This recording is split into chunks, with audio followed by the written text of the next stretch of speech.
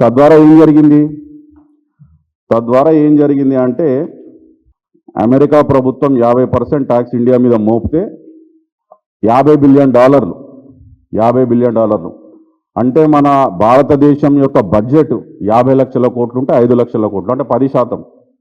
మన భారతదేశం యాన్యువల్ బడ్జెట్లో 10% మన భారతదేశానికి సంబంధించిన ఎక్స్పోర్ట్స్ మీద భారం పడబోతుంది. ఇది నేను చెప్పే మాట కాదు, ప్రభుత్వము అధికారికంగా పార్లమెంట్లో చెప్పింది. భారత ప్రభుత్వం జితిన్ ప్రసాద్ గారు కామర్స్ మినిస్టర్గా పార్లమెంట్కి చెప్పినటువంటి లెక్క ఇది. అయితే ఇందులో నేషనల్ న్యూస్లో కూడా వచ్చినాయి ఇవి.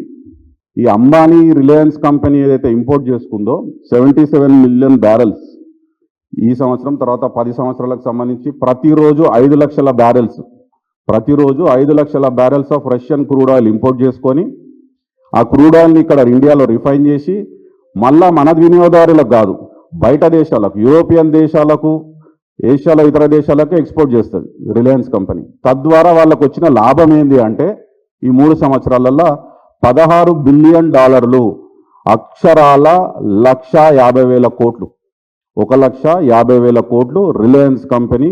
ఇంకో కంపెనీ ఉంది నయారా ఎనర్జీస్. ఈ 2 సంస్థలు కలిసి, అందులో సింహభాగం రిలయన్స్దే, వాళ్ళు చేసుకున్నటువంటి ప్రాఫిట్ 1,50,000 కోట్లు. కొన్ని దేశ ప్రజలకు ఏమన్నా లాభం జరిగిందా ఈ డిస్కౌంటెడ్ ప్రైస్కి క్రూడ్ ఆయిల్ సంబంధించి ఇంపోర్ట్ చేసుకున్నందుకంటే శూన్యం.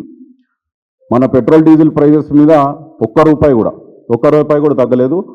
ఏవైతే ప్రభుత్వము సంస్థలు ఉన్నాయో, Bharat petroleum, Indian oil, HPCL, ONGC లాంటి రిఫైనరీస్ ఏవైతే ఉన్నాయో భారతదేశంలో, స్టేట్ ఓన్డ్ రిఫైనరీస్, వాటి రిఫైనరీ సామర్థ్యం పెంచడం కానీ, లేకపోతే వాటికి రష్యాతోని టర్మ్ అగ్రిమెంట్లు చేసుకోవడం కానీ భారత ప్రభుత్వం చేయలేదు. కేవలం అంబానీ లాంటి సంస్థలకు అట్లాంటి మిసులుబాటు కల్పించి ట్రేడ్ పాలసీలో, ఫారెన్ పాలసీలో వాళ్ళకు 1,50,000 కోట్లు 3 సంవత్సరాలలో దోచిపెట్టే ప్రయత్నం జరిగింది.